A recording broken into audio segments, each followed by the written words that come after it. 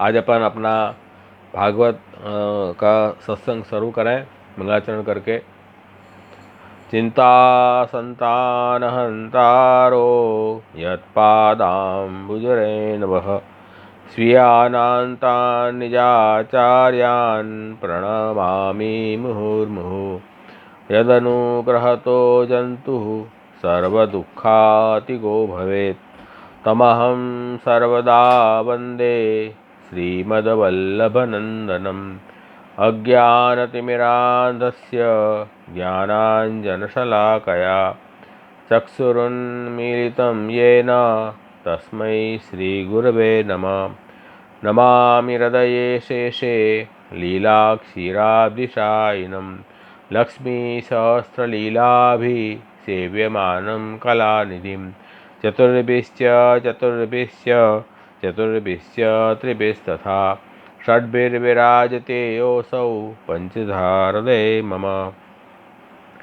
जन्माद्यस्य यतोऽन्वयात् इतरतः अर्थेष्वभिज्ञस्वराट् तेने ब्रह्महृदाय आदिकवये मुह्यन्ति यत् सूरयः। तेजो वारिमृदां यथा विनिमयो यत्र त्रिसर्गो मृषा धाम्ना स्वेन सदा निरस्तकुहकं सत्यं परं धीमहि। धर्मः प्रोज्झितकैतवोऽत्र परमो निर्मत्सराणां सतां वेद्यं वास्तवमत्र वस्तुशिवदं तापत्रयोन्मूलनं। श्रीमद्भागवते महामुनिकृते किं वा परैरीश्वरः सद्यो हृद्यवरुध्यते कृतिभिः शुश्रुभिः तत्क्षणात्। निगमकल्पतरोर्गलितं फलं सुखमुखात् अमृतद्रवसंयुतं पिबत भागवतं रसमालयं मुहुरहो रसिका भुवि भावुका। दसवां स्कंद अध्याय 15। उसमें प्रभु जो है गोचारण के लिए पधारे हैं। संग में सब ग्वाल बाल हैं। उन ग्वाल बालों को प्रभु जो है अब भक्ति रस का दान देना चाह रहे हैं, क्योंकि ठाकुर जी की अलौकिकता आप सब समझ चुके हैं। और वृंदावन वो आदिदेविक भगवत स्वरूपात्मक वृंदावन है। और यहाँ इन गोप सखाओं को श्री ठाकुर जी ने धर्म अर्थ काम मोक्ष चार पुरुषार्थ सिद्ध करवाए। और अब 10 रस का अनुभव भी प्रभु कराएंगे उनको। ये बात आगे के श्लोक में बात आएगी। उसके पहले अपन को ये समझना है कि ये 10 रस क्या है। तो यहाँ रसशास्त्र में 10 रस का विवेचन किया हुआ है भरत मुनि ने। और इसमें रस का मतलब है आनंद लेना, उसे रस कहते हैं। और ये आनंद लेने का ये जो क्रिया है, जो रस है, वो रस जो है वो स्थायी भाव को रस माना गया है। तो भरत के नाट्य शास्त्र में ये बात बताई है, विभाव अनुभाव संचारी भाव संयोगात रस निष्पत्ति ही। विभाव अनुभाव संचारी भाव, ये तीनों भाव जब मिलते हैं उससे फिर रस उत्पन्न होता है।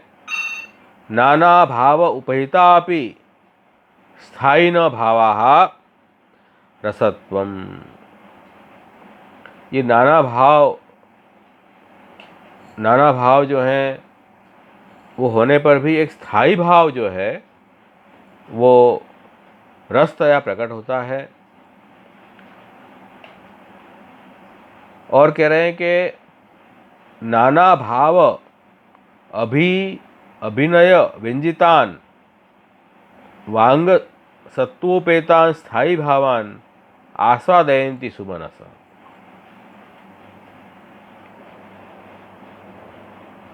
और ये जो भाव प्रकट हो रहे हैं ये कायिक वाचिक और अभिनय द्वारा रसिक जनों के लिए भाव आस्वाद्य है। अर्थात ये जो बेसिकली ये नाट्य में ये रस प्रकट होते हैं।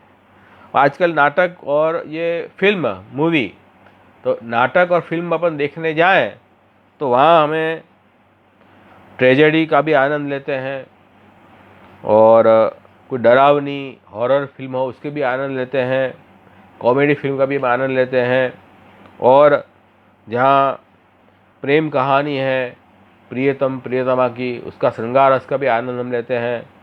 ऐसे अनेक प्रकार के जो रस वहाँ प्रकट होते हैं, उसका आनंद जो है अपन ले रहे हैं। तो यहाँ वही समझा रहे हैं कि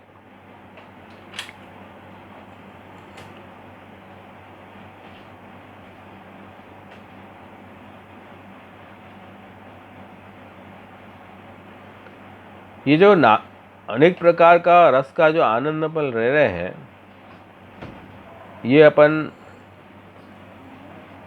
नाट्य में ले पाते हैं। देखो रियल लाइफ में यदि ट्रेजेडी हो जाए तो उसका आनंद हम नहीं ले पाएंगे, लेकिन उसी ट्रेजेडी का हम फिल्म में या नाटक में आनंद ले पाते हैं। उसका क्या कारण? उसका कारण है क्योंकि वहाँ वास्तविकता होगी तो 100% हम अभेद हो जाएंगे, अभेद अनुभूति हो जाएगी। हमारे जीवन में कोई ट्रेजेडी घटी तो हम उसके अंदर ही आ गए, तो हम उसका आनंद नहीं ले पाएंगे। लेकिन नाटक में क्या होता है कि हम केवल ऑडियंस के रूप में होते हैं, तो एक द्वैत, दो, वो अलग है, हम अलग हैं। साथ में जब वो अभिनय करते हैं तो अभिनय में हम अपने को वहाँ देखते भी हैं। तो नाटक में अभेद की अनुभूति भी है वो पात्र के साथ अपनी, और भेद अनुभूति भी है। तो जब भेद और अभेद दोनों अनुभूति हो, द्वैत अद्वैत की, तब वहाँ रसात्मकता प्रकट होती है। तो ये यहाँ कहना चाह रहे हैं कि नाट्य में इसलिए वो वही भाव रस बन जाता है, और रियल लाइफ में वह भाव रस नहीं बनता है। तो नाट्य में 8 अशांत रस हैं और 1 शांत रस है, ऐसे 9 रस बताए गए हैं। वो अपन एक बार समझ लें। 8 रस कौन से हैं? हास्य रस, जो सुखद अनुभूति है, हास्य रस। और उससे अपोजिट क्या है? करुण रस। करुण रस जो है वो उससे अपोजिट है, लेकिन उसमें दुख का अनुभव होता है, लेकिन दुख के अनुभव में भी हमको कुछ आनंद आ रहा है। कई लोग को ट्रेजेडी वाली फिल्म देखनी बहुत पसंद आती है। तो ये 2 रस हुए, हास्य का अपोजिट करुण रस, और श्रृंगार रस उसके अपोजिट रौद्र रस। श्रृंगार रस में भी सुखप्रद अनुभूति होती है, और रौद्र रस में रोष पैदा होता है, द्वेष। तो श्रृंगार रस का अपोजिट है रौद्र रस। तो श्रृंगार का अपोजिट रौद्र रस। और अद्भुत रस है, उसका अपोजिट बीभत्स रस। अद्भुत में वंडरफुल, कुछ चीज़ अपन को एकदम आश्चर्य लगे तो उसको देख के अपन को प्रसन्नता होती है। अरे ये ऐसा, एक छोटा बच्चा कोई अच्छा, बहुत अच्छा कुछ बजाए या कुछ ड्राइंग करे, इतनी बढ़िया, तो अपन को एकदम वंडरफुल लगे, एकदम अद्भुतता दिखे। या कोई नेचुरल ब्यूटी अपन देखें तो अद्भुतता दिखे। तो ये अद्भुत रस है, सुखद प्रद अनुभूति है। और उसके अपोजिट है बीभत्स रस, कुछ गंदा लगे अपन को देखने में, जब खून वून बह रहा है तो अच्छा नहीं लगे, तो उसका अपोजिट है। तो वो भी फिल्म में अपन जैसे हॉरर पिक्चर देखेंगे तो बीभत्स भी वहाँ होती है बात, तो वहाँ पसंद आती है। जिनको हॉरर पिक्चर पसंद आती है उनके लिए कह रहा हूँ। तो भले दुखप्रद अनुभूति है फिर भी रसात्मक हो जाती है। तो ये हुए श्रृंगार का अपोजिट रौद्र, हास्य का करुण और अद्भुत रस का बीभत्स रस, और वीर रस का अपोजिट भय रस। वीर रस जो है वो उत्साह, सामने वाले को, शत्रु को पराजित करने का जो उत्साह उमंग है वो वीर रस है। और भय रस जो है वो भय अनुभूति, चिंता और भय को पैदा करने वाली है। जो हॉरर फिल्म में अपन को भय भी लगता है लेकिन वो रसात्मक हो जाता है। तो वो यह कह रहे हैं कि ये 8 रस जो हैं वो अशांत रस है। अशांत क्यों? मन में कुछ विक्षेप होता है इसलिए अशांत है, लेकिन सब में आनंद तो लेते ही हैं अपन। और एक शांत रस है, जिसमें शांत रस में क्या होता है कि ये कोई भी भाव ना हो और कोई भी विक्षेप ही ना हो। जैसे अपन कोई भी विचार के बिना बैठ जाए एकांत में जाके, तो एक वो उसकी अनुभूति एक अलग अनुभूति है, वो शांत रस की अनुभूति है। तो इस तरह कुल मिलाकर 9 रस नाट्य रस में बताए हैं। और भागवत के अंदर एक 10वां रस और बताया है जिसको हम भक्ति रस कहते हैं। और ये जो भक्ति रस है इसके अंदर ये विशेषता है कि ये सब रसों का अनुभव भक्ति रस में हो पाता है, क्योंकि भक्ति की जो व्याख्या बताई गई है, महात्म्य ज्ञान पूर्वक सुदृढ़ सर्वत अधिक स्नेह भक्ति, है ना। ये भक्ति की व्याख्या बताई गई है। तो इसमें क्या बताया है कि महात्म्य ज्ञान का जो अंग है, प्रभु की ग्रेटनेस समझनी, प्रभु बड़े हैं ये समझना, उस अंश में प्रभु के सामने हम शांत हो जाते हैं। और प्रभु बड़े हैं उससे भय भी लगता है, इसलिए सावधानी से सेवा करते हैं। कभी वो अपना कोई स्नेही हो बहुत, जैसे अपने पिता है या कोई अपने बड़े हैं, अपने से नहीं है, उनसे कभी बच्चा रूठ भी जाता है, द्वेष भी करता है, तो ये रौद्र रस भी यहाँ प्रकट हो सकता है। ये सब रस महात्म्य ज्ञान के अंश में आते हैं। और सुदृढ़ सर्वत अधिक स्नेह, ये दूसरा जो अंश है भक्ति का, उसमें श्रृंगारात्मक स्नेह भी हो सकता है। जैसे ब्रज गोपिकाओं को प्रभु ने स्नेह का जो कलर था वो क्या था? भक्ति थी उनकी, लेकिन स्नेह में कलर था श्रृंगार रस का। और ऐसे ही हास्य रस, गोप सखाओं के जब हास्य करते थे आप, करुण रस भी है, विप्रयोग के अनुभव में करुण रस की अनुभूति भी होती है। वीर रस भी होता है, जब ठाकुर जी असुरों को मारते हैं तो वीर रस की अनुभूति भी कराते हैं। विभत्स रस, जब ठाकुर जी किसी को मारे हैं तो खून मून लग जाए तो विभत्स रस की अनुभूति भी होती है। और ये अद्भुत रस, इतने छोटे बालक ने इतना बड़ा कार्य कैसे कर दिया, ये इतने बड़े बड़े राक्षस कैसे मार दिए, तो अद्भुत रस की अनुभूति भी होती है। ऐसे भक्ति रस में ये 8 रस का समावेश हो जाता है। और जब प्रभु जो है वो शांत रस का अनुभव भी इसमें कराते हैं, तो प्रभु का स्वरूप जो है वो मल्टी फैसेट वाला है, हर प्रकार के रस का अनुभव ठाकुर जी करा सकते हैं।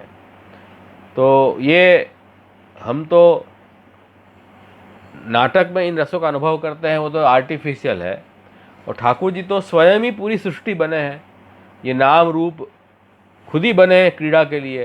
तो जब स्वयं बने हैं और भक्त उन प्रभु के साथ अपने को तादात्म्य एक रूपता मान रहे हैं, तो अभेद तो आ ही गया। और अभेद में प्रभु ने अनेकता प्रकट कर दी तो भेद भी आ गया। तो ये तो नेचुरल वे में हम वो रसों का अनुभव कर पा रहे हैं। नाटक में तुमने आर्टिफिशियल प्लेटफॉर्म खड़ा किया है जिससे हम वो रस का अनुभव कर पा रहे हैं।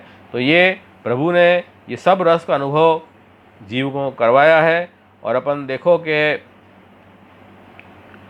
ये जब ठाकुर जी कंस की सभा में पधारे थे, तब वहाँ 10 प्रकार के व्यक्ति थे जिनके दर्शन जिन्होंने प्रभु के दर्शन किए।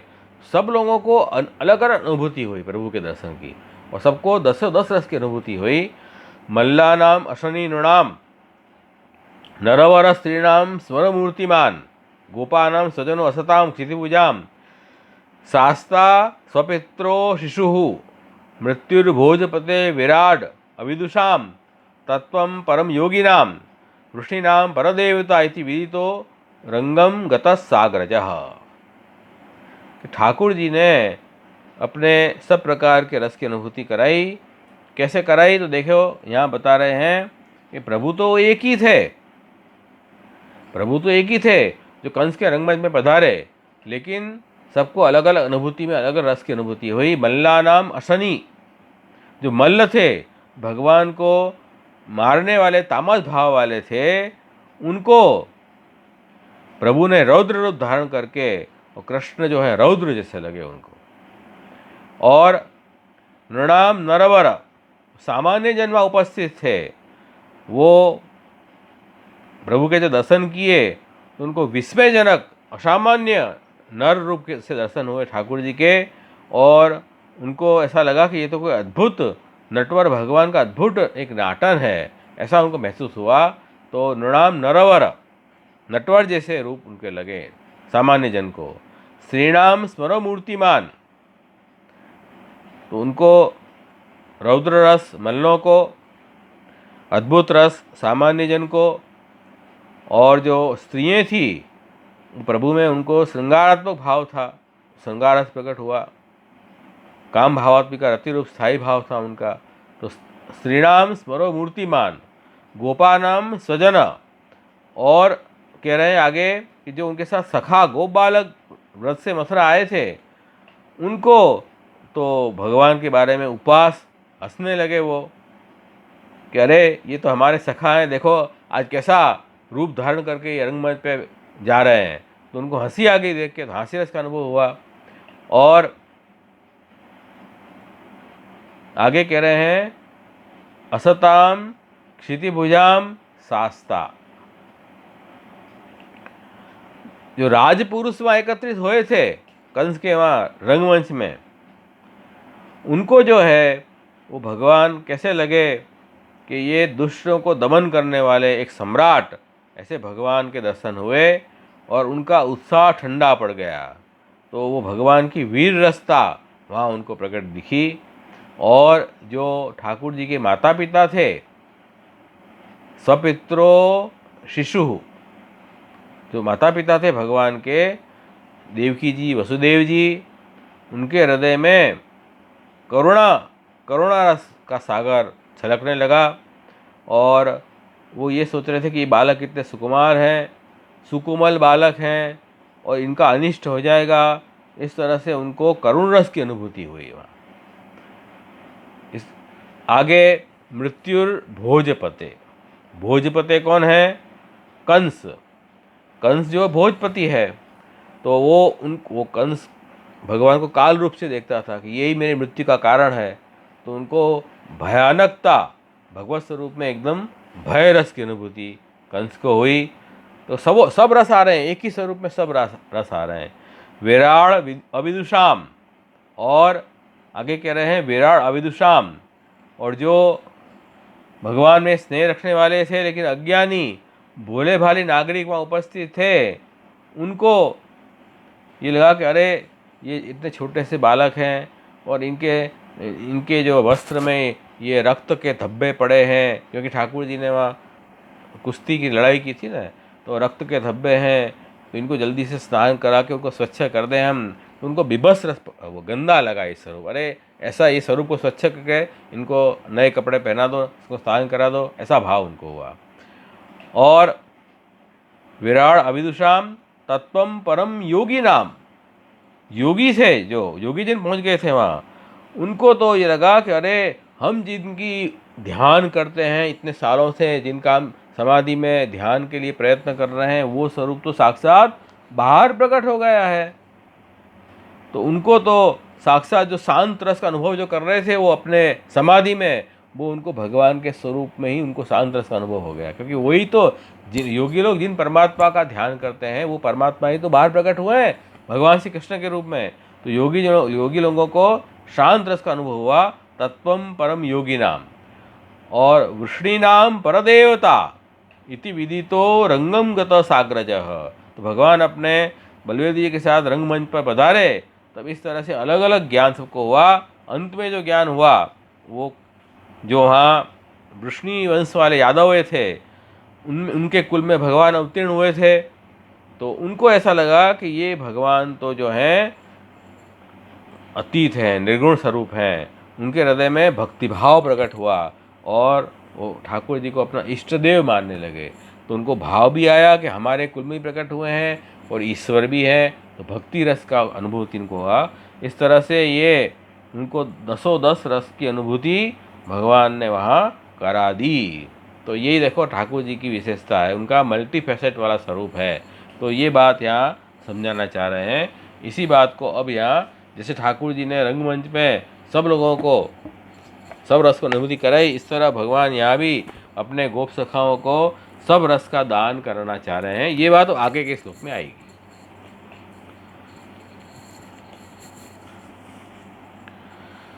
अब प्रभु जो है चारों पुरुषार्थ का दान की लीला करने के बाद अब 10 रसों के प्रकार की लीला आगे आएगी, जो आगे के 13वें श्लोक में क्या कह रहे हैं। 13वें श्लोक में प्रभु ने अलग अलग ध्वनि निकाली पक्षियों की। चकोर, क्रौंच, चक्राव, भारद्वाज और मयूर, इनके समान ध्वनि प्रभु करते, और बाघ और सिंह से डरे हुए प्राणियों जैसी ध्वनि भी आप करते। तो प्रभु उनके जैसे बोली बोलते, ऐसी ध्वनि करते। उस ध्वनि से नए अलग अलग रस की अनुभूति उन अपने भक्तों को प्रभु कराते। तो अपन को ध्वनि से रस की अनुभूति कैसे होगी। एक सामान्य बात है कि जैसे अपन फिल्म देखते, सब लोग देखते हैं फिल्म, तो फिल्म में जिस प्रकार का सीन चल रहा हो उस प्रकार की म्यूज़िक बैकग्राउंड में बजती है। अगर ट्रेजेडी सीन चल रहा है तो ट्रेजेडी म्यूज़िक बजती है। उससे क्या है, वो भाव उद्दीपन होता है, करुण रस का भाव उद्दीपन होता है, मतलब प्रकट होता है ज़्यादा। हास्य रसों का तो म्यूज़िक भी हास्य रस को बढ़ाने वाली म्यूज़िक बजेगी। ऐसे द्वेष, रौद्र, श्रृंगार, हास्य, करुण रस, अद्भुत, विभत्स रस, इस प्रकार 8 रस और 9 रस के लिए अलग अलग प्रकार की म्यूज़िक डायरेक्टर और इसमें बैकग्राउंड म्यूज़िक बजाते हैं, जिससे जो ऑडियंस है उनमें उनके हृदय में भी वो देख तो रहे हैं लेकिन म्यूज़िक से भी उनको वो रस तुरंत अनुभव हो जाता है। म्यूज़िक आप साइलेंट कर दोगे ना, फिर पिक्चर देखो तो आपको मज़ा ही पैदा नहीं होगी।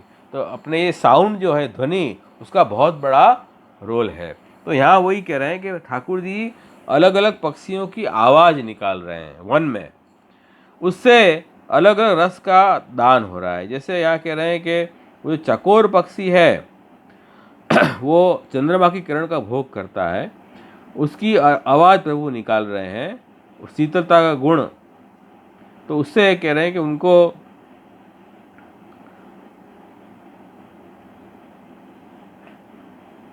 चकोर पक्षी जो अलौकिक है कि चंद्र का किरण का भोग कौन करे, तो ये चकोर पक्षी से यहाँ उनको श्रृंगार रस की अनुभूति उनको करवाई।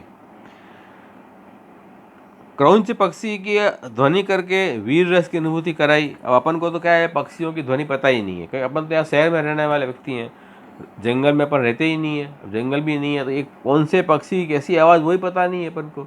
चिड़िया पहले थोड़ी बहुत बम्बई में आती थी, वो भी नहीं आ रही है अब। तो ये स्थिति में है यहाँ, तो हमको ये बात समझ में नहीं आ सकती। ये तो जो नेचर के साथ रहता हो, कुदरती वातावरण में अलग अलग पक्षियों की आवाज़ पहचानता हो, उनको ये बात समझ में आएगी कि अलग अलग पक्षियों की आवाज़ से कैसे वो रस की अनुभूति होती है। यहाँ तो श्री महाप्रभु सुबोध जी बता रहे हैं, ये आज्ञा कर रहे हैं, चकोर पक्षी से श्रृंगार रस, और क्रौंच पक्षी से वीर रस, और चकवा जो पक्षी है उससे करुण रस की अनुभूति होती है, और भारद्वाज जो पक्षी है उसकी आवाज़ से अद्भुत रस की अनुभूति हुई, और मयूर पक्षी की आवाज़ करने से हास्य रस की उत्पत्ति हुई। इस तरह से आगे भय रस कि जो सिंह और बाघ के प्राणी से डरे हुए प्राणी कैसी ध्वनि करते हैं, वैसी ध्वनि करके भय रस उत्पन्न किया। इससे अलग अलग रस की अनुभूति यहाँ बताई है। उसके बाद कह रहे हैं कि जब ठाकुर जी वन क्रीड़ा करने के बाद थक जाते, तब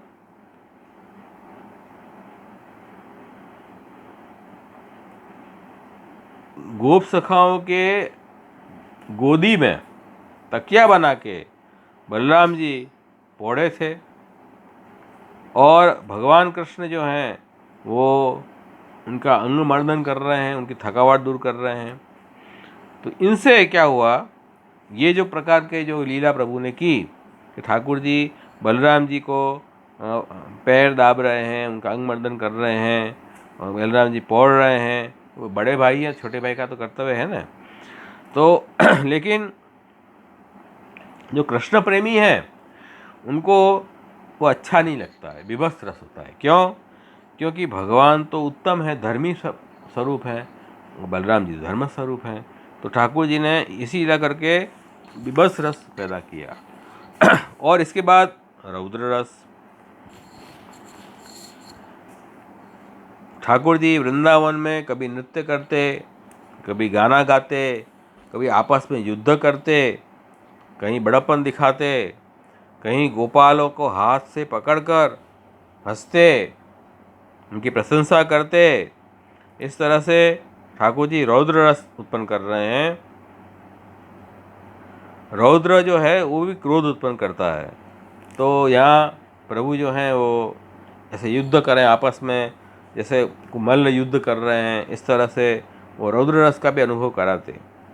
फिर कायावाणी मन से, हाँ, उसके बाद जो है शांत रस की लीला के प्रभु जो हैं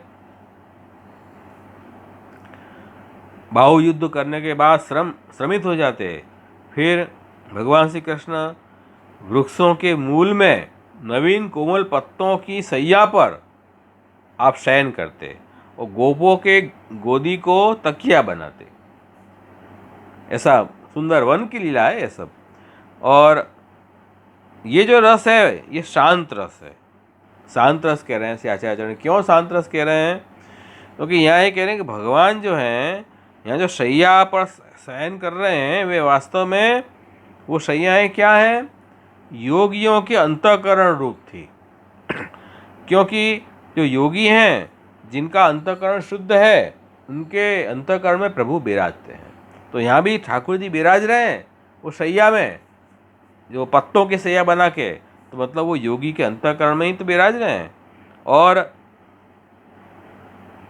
गोपों के उत्संग को तकिया बना रहे हैं। गोपों के जो गोद है उसको तकिया बना के अपना मुख्य जो अंग मस्तक है वो उन पर रखा है, और शेष जो अंग है वो कोमल पत्तों पे रखा है जो ऋषियों के अंतःकरण है। तो ये यहाँ दिखा रहे हैं कि गोप तो वैश्य हैं, उनकी वैश्य की उत्पत्ति ठाकुर जी के जंगा से हुई है, इसलिए प्रभु उनको एक गोद को तकिया बना के और पौड़ रहे हैं। प्रधान अंग तो मस्तक है, और गोप में अपना धर्म स्थापना भी करना है, धर्म पुरुषार्थ भी स्थापन करना है। तो गोपों को गोद को अपना मस्तक वहाँ लगा के पौड़ रहे हैं, और योगियों के अंतःकरण में आप लेट रहे हैं। तो ये शांत रस वहाँ प्रकट किया। ऐसे श्री सुबोधि जी में महाप्रभु जी ने आज्ञा की, शांत रस प्रकट किया।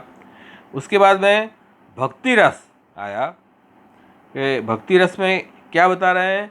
कितने जो ग्वाल बाल हैं वो भगवान कृष्ण के पैर दाब रहे हैं, ठाकुर जी पढ़ रहे हैं, ठाकुर के पैर दबा रहे हैं।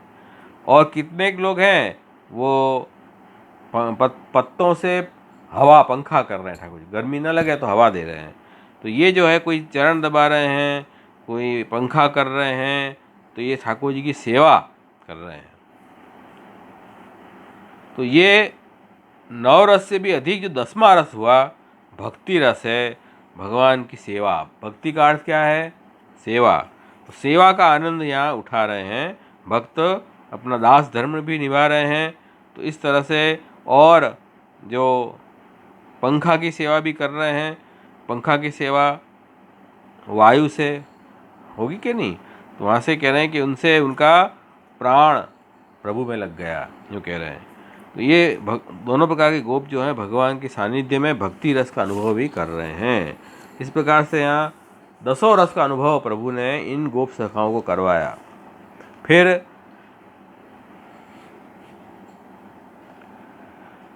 कह रहे कि स्नेह से आर्द्र बुद्धि वाले जो अन्य गोप हैं उन भगवान श्री कृष्ण के मनोहर अनुरूप जो चरित्र है प्रभु के दिव्य, उनका धीरे धीरे गान कर रहे हैं। तो ये देखो, प्रभु ने अनेक चरित्र, अनेक लीलाएं की, सुंदर सुंदर अलौकिक लीलाएं की ठाकुर जी ने। उन लीलाओं के जो चरित्र प्रकट हुए हैं उन लीलाओं में, वे चरित्र का गान ये सब कर रहे हैं।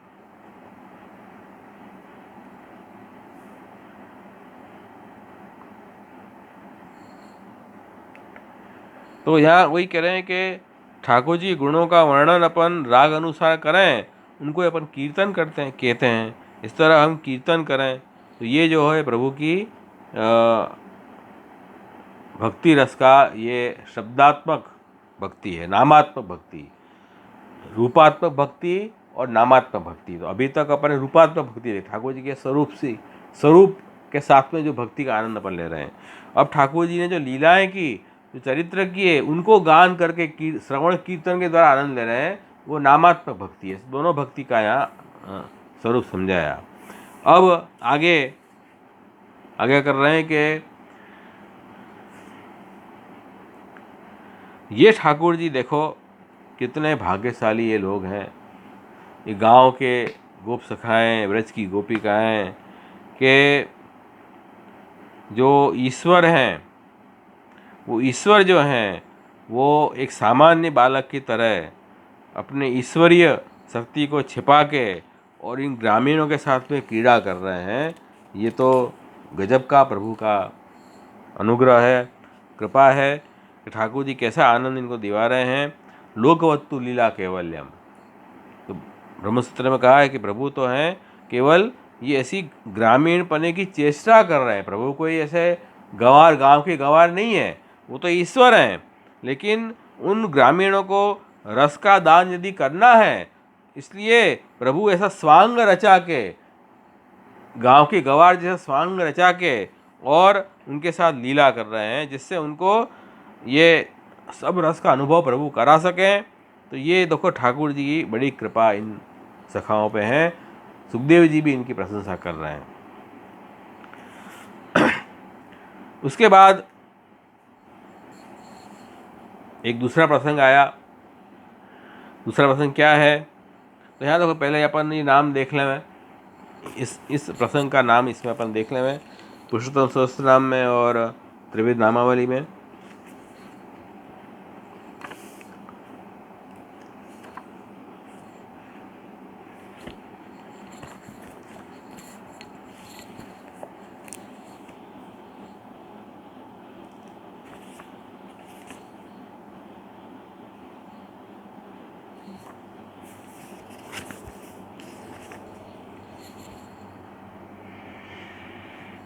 वृंदावन चारिणे नमः, ये नाम अपन ने देखा था। वृंदावन में विचरण करने वाले भगवान श्री कृष्ण, और इसमें प्रभु ने वृंदावन जैसे अलौकिक भगवत स्वरूपात्मक भूमि में गोचारण के निमित्त से विहार किया है। विहार करके और अपने भक्तों को 10 रस का अनुभव भगवान ने क्रीड़ा द्वारा करवाया।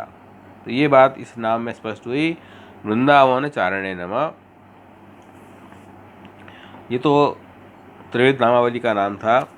और अपन इसमें देखें पुरुषोत्तम सहस्त्र नाम में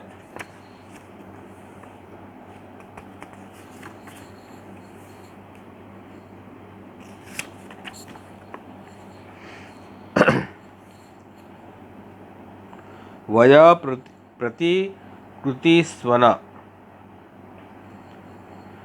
वयसाम, वय मतलब वयसाम ने पक्षीणाम, कूजितस्य अनुकृति प्रतिकृति, पक्षियों का जो कूजन है, बोलना, वो उसका अनुकरण करना।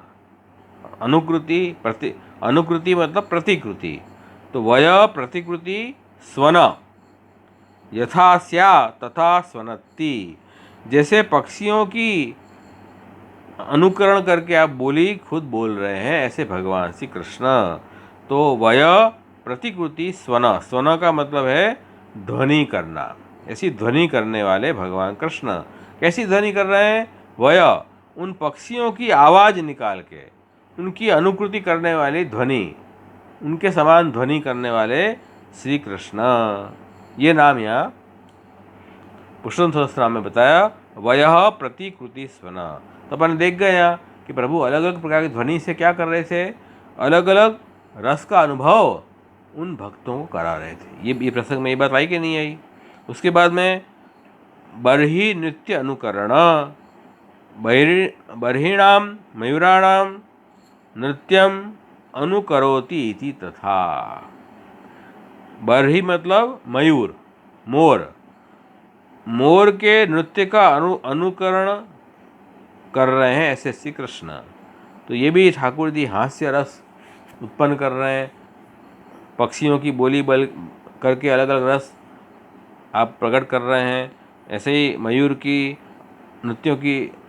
नृत्य का भी आप अनुकरण करके और हास्य रस प्रकट कर रहे हैं। और गोपाल अनुकृति स्वन, गोपाल अनुकरणम, गोपाल अनुकृति यदि था तथा स्वन ध्वनि यस्य इति तथा स्वनति इति। तो जो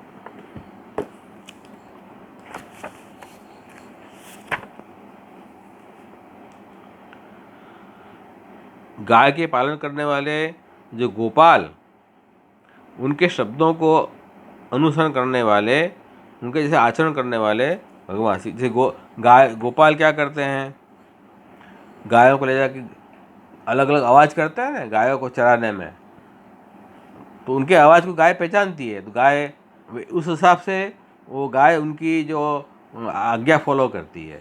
तो इस तरह से उन गोपाल जैसे खुद बन गए, उनके जैसे आवाज़ करने लगे, उनके जैसे वेशभूषा धारण कर लिया गोपाल जैसे, और उन्होंने आवाज़ भी वैसे करनी शुरू की। ऐसे गोपाल अनुकृति स्वना, ऐसे भगवान।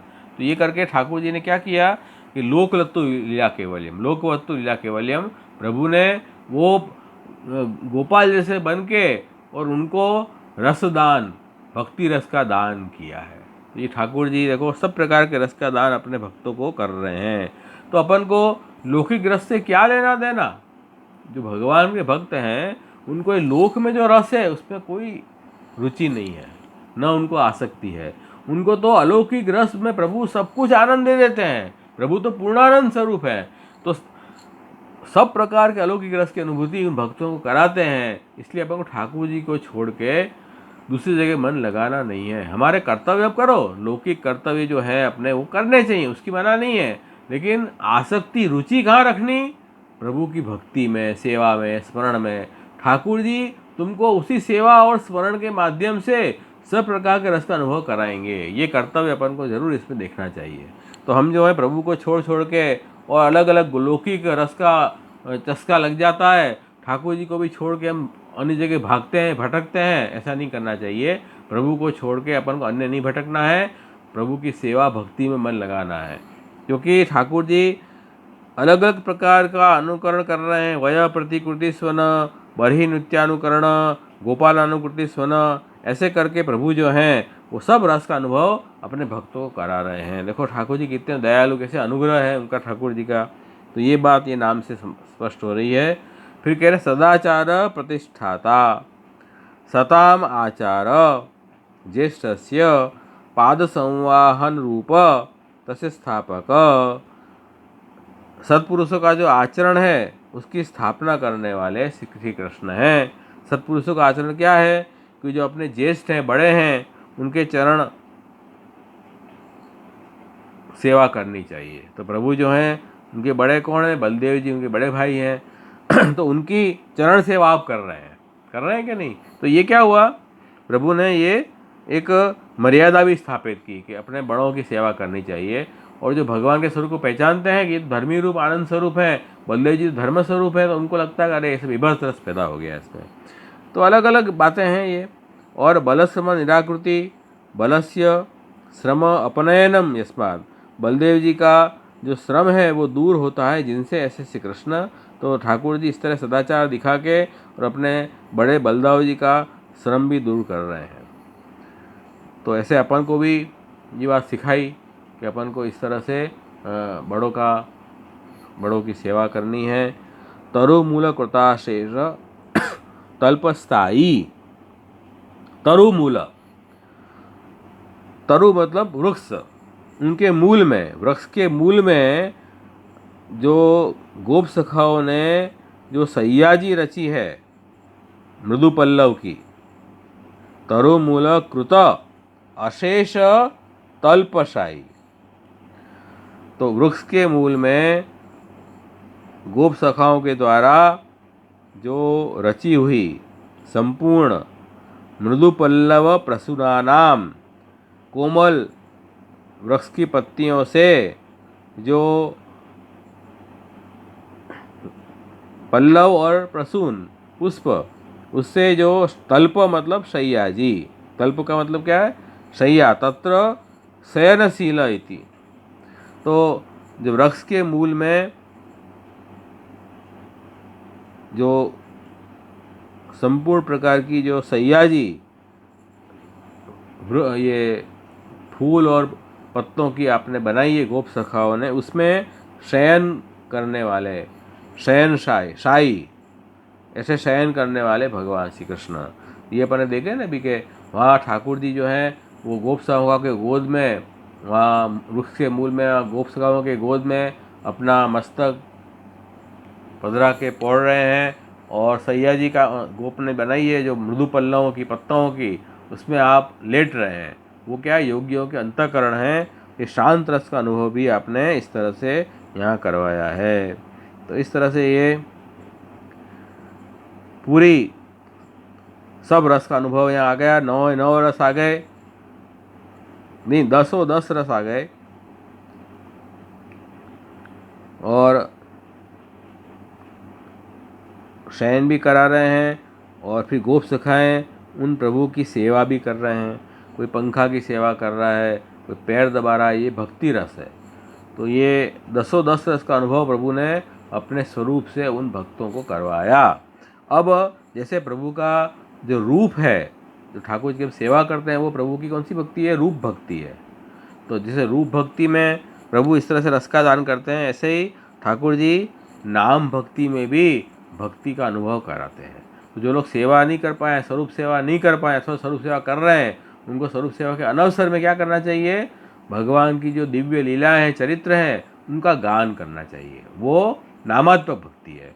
तो वो यहाँ बता रहे हैं कि सखी स्तुता, सखी कौन, सखी भी समानशील व्यसन ही स्तुता, समान से जो स्वभाव वाले जो उनके गोप सखा हैं ठाकुर जी के, वो उनकी कीर्ति का गान करके उनकी स्तुति कर रहे हैं। तो उनके द्वारा जिनकी स्तुति हो रही है, कीर्ति का गान हो रहा है, ऐसे श्री कृष्ण। तो ये जो कृष्ण है वो उनका गान कर रहे हैं गोप सखाएं, उनसे उनको नाम भक्ति से भी प्रभु उनको ये इन रसों का दान कर रहे हैं। तो रूप भक्ति और नाम, तो ऐसे वहाँ बताया ऐसे महाप्रभु जी ने कि 3 प्रकार की भक्ति बताई ऐसी महाप्रभु जी ने, बाह्य और आंतर, नहीं रूप भक्ति और नाम भक्ति। रूप भक्ति में बाह्य भक्ति और अंतर भक्ति। तो जैसे बाह्य भक्ति में अपन ये ले रहे हैं कि पाद सेवन, अर्चन, वंदन वगैरह, और ये बाह्य है। और भावना अंतर भक्ति कौन सी है, दास्य, सख्य, आत्मनिवेदन, ये अंतर भक्ति है। मन में भाव है दास्य का, सखा का, समर्पण का भाव मन में है। ये 3 आंतर भक्ति है, रूप भक्ति। और बाह्य रूप भक्ति कौन सी है, पाद सेवन, अर्चन, वंदन। और नामात्मक जो भक्ति है, श्रवण, कीर्तन, स्मरण, वो नामात्मक भक्ति। ऐसे कुल मिला के टोटल 9 भक्ति श्री महाप्रभु जी ने 3 भक्ति बताई, रूप भक्ति, नाम भक्ति। रूप भक्ति 2 प्रकार की, अंतर और बाह्य, इसमें नवदा भक्ति का समावेश हो जाता है अपने यहाँ। तो ये इस तरह से नाम भक्ति का मतलब जो सेवा नहीं कर पाए तो भागवत की कथाओं का श्रवण कीर्तन स्मरण करो, भगवत कीर्तन का गान करो। तो ये भी अपनी सखी स्तुता इस तरह से बताई। और गोपाल सेवित पदक, गोप बालकों द्वारा पाद संवाहन भी सेविते पदे चरण कमल यस्य, गोप बालकों द्वारा जिनके चरण कमल की सेवा हो रही है ऐसे श्री कृष्ण, ये भक्ति रस है। गोप बालक है, ठाकुर जी की चरण सेवा कर रहे हैं, कोई पंखा सेवा कर रहा है, पंखा कर रहा है, ये इस तरह से ये सब भक्ति रस का अनुभव कराया। तो तरुमूल कृताश्रित तल्पशाही इसमें शांत रस है, और गोपाल सेवित पद ये भक्ति रस है, और सखी स्तुत ये नामात्मक भक्ति है। और बाकी ऊपर जो बात बताई उसमें अलग अलग रस की बात बताई है, हास्य रस, करुण रस, और संगा रस, रौद्र रस, और अद्भुत रस, बिभत्स रस, ये सब रस बताए हैं। भय रस, वीर रस, 8 रस वहाँ बता, अलग अलग ध्वनि करके, अलग अलग पक्षियों के, प्राणी के अनुकरण करके ये प्रभु ने अलग अलग रस बताए। इस तरह से प्रभु ने अनेक प्रकार की वन में लीला की, और लीलाओं द्वारा प्रभु ने इन अपने गोप सखाओं को सब रस का अनुभव यहाँ करवाया है, ये यहाँ समझा रहे हैं। श्री लालित पदाम्बुज श्रिया लालिते सस्नेहम सेविते पदे चरण कमले यस्य इति। यहाँ आप देखो ये जो नाम आया इसमें कह रहे हैं कि रेमे रमा लालित पाद पल्लव ग्राम्य समम ग्राम्य वदीस चेष्टित। क्या कर रहे हैं कि देखो कि ये ठाकुर जी की पाद सेवन तो कौन करते हैं? महालक्ष्मी जी करते हैं कि नहीं? जिनका लक्ष्मी जी जिनके पाद चरण कमल की लालन कर रहे हैं, सेवा कर रहे हैं, ऐसे भगवान श्री कृष्ण जो हैं वो सामान्य गोप बालक बन के वो व्रज में ग्रामीणों की तरह लीला क्रीड़ा कर रहे हैं। ये कैसे अहोभाग्य हैं इन व्रज वासियों के। तो वही यहाँ कह रहे हैं कि श्री मतलब श्रिया, लालिते सस्नेहम सेविते पदे चरण कमले। तो महालक्ष्मी जी जिनका स्नेह पूर्वक जिनके चरण कमल की सेवा कर रहे हैं, ऐसे भगवान श्री कृष्ण। तो जो वैकुंठ में महालक्ष्मी जिनकी सेवा कर रहे हैं वो श्री कृष्ण इन गोकुल में, वृंदावन में सामान्य गोप बालक की तरह घूम रहे हैं, फिर रहे हैं, खेल रहे हैं। तो ये प्रभु की अत्यंत कृपा है। प्रभु ने उन भक्तों का निरोध करने के लिए प्रभु ने ऐसा स्वरूप प्रकट किया कि जिससे उनको जो है उनका मन प्रभु में आसक्त हो जाए, और उनको भक्ति के विविध रसों का दान भी प्रभु करना चाह रहे हैं। इसलिए प्रभु ने वैसा स्वांग रचा, ऐसा स्वांग रच के, उनके जैसा स्वांग रच के, उनके जैसे बन के उनके साथ खेल खेलने लगे। यही तो पुष्टि है। कृष्णाधीना तो मर्यादा स्वाधीना पुष्टि उच्यते। कृष्ण के अधीन होके भक्त रहे तो मर्यादा भक्ति है, और स्वाधीना पुष्टि उच्यते। और जीव के अधीन होकर कृष्ण लीला करे उसी को तो पुष्टि भक्ति कहते हैं। तो कह रहे हैं कि देखो ये पुष्टि भक्तियाँ प्रकट हो गई कि श्री लालित पदाम्बुज जिनकी चरण कमल की सेवा जो है महालक्ष्मी जी वैकुंठ में कर रहे हैं, वो ठाकुर जी यहाँ अपने चरणों से ऐसे गांव के जैसे गंवार बन के घूम रहे हैं यहाँ से यहाँ। तो ये प्रभु की अद्भुत कृपा है, और यही कह रहे हैं कि ये प्रभु की जो है वो लोकवत्तु लीला केवल्यम, लोग जैसे लीला आप कर रहे हैं। तो ये जो यही तो पुष्टि भक्ति है।